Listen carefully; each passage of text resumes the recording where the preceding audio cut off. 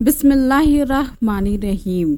नमरूद और उसकी कौम के इस दर्दनाक अंजाम के बाद हज़रत इब्राहीम अलैहिस्सलाम ने अल्लाह का पैगाम दूर दूर तक फैलाने का इरादा बनाया। अल्लाह के हुक्म से उन्होंने शाम देश की तरफ हिजरत की और यहाँ रहना पसंद ना किया।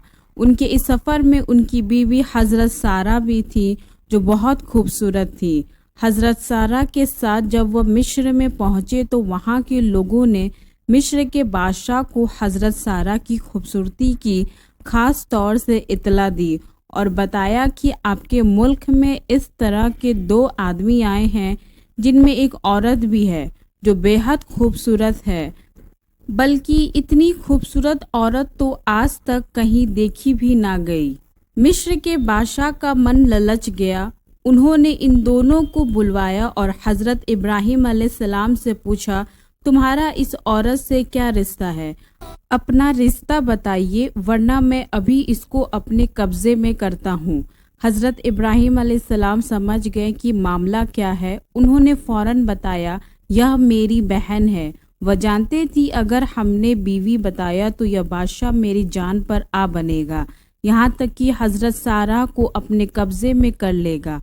बहन कहने से वह कुछ ना बोलेगा। फिर हज़रत इब्राहीम तो जानते ही थे कि बहन कहने से झूठ भी नहीं होता, इसलिए कि दीन के रिश्ते से हर ईमान वाला आपस में भाई है। इस तरह हज़रत इब्राहीम एक नई आजमाइश से बच गए। फिर जब बादशाह ने हज़रत सारा को देखा तो उनकी खूबसूरती का उस पर इतना असर हुआ कि वह अपना होश व हवास खो बैठा।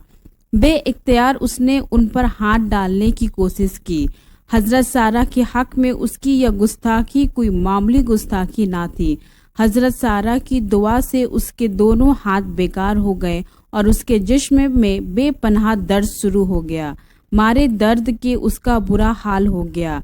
बादशाह बोला, ऐ औरत, तूने मेरे लिए क्या बद्दुआ कर दी? उन्होंने फरमाया, मैंने कुछ नहीं किया। हाँ, तेरी बदनीयती ने तुझे इस तकलीफ में डाल दिया है ताकि तुम संभल जाओ और आगे ऐसी हरकत ना कर लो।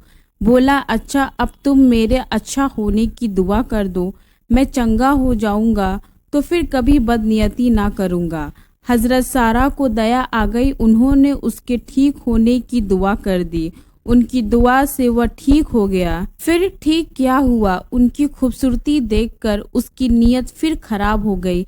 हज़रत सारा ने फिर अल्लाह से दुआ की और वह फिर वैसा ही अपाइज हो गया और दोनों हाथ बेकार हो गए।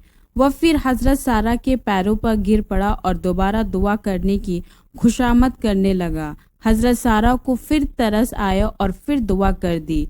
वह फिर चंगा हो गया। इसी तरह 3 बार उस बादशाह की नीयत खराब हुई, बद्दुआ हुई और हाथ बेकार हुआ। फिर हज़रत सारा दुआ करती और वह ठीक हो जाता। कई बार ऐसा होने की वजह से उसने हज़रत सारा की बुजुर्गी मान ली और समझ गया कि यह कोई मामूली औरत नहीं है। इनके साथ तो इखलास ही से पेश आना चाहिए, बदनीयती से नहीं। फिर उसने अपनी आज़ाद की हुई एक लौंडी हज़रत हाजरा शारा को भेंट में दिया। हज़रत सारा हज़रत इब्राहीम के पास वापस आई। उन्होंने चाहा कि हज़रत इब्राहीम को पूरी बात बता दूं तो हज़रत इब्राहीम अलैहिस्सलाम बोल पड़े, मुझे मेरे अल्लाह की तरफ से सब मालूम हो चुका है। अल्लाह ताला ऐसे ही अपने नेक बंदों की मदद करता है, इसलिए उसका जितना भी शुक्र अदा किया जाए कम है। फिर हज़रत इब्राहीम अलैहिस्सलाम ने वहाँ से शाम देश का इरादा किया और दमिश्क के इलाके में फ़लस्तीन के पास आकर आराम किया। मेरे चैनल को लाइक, शेयर और सब्सक्राइब करना ना भूलें।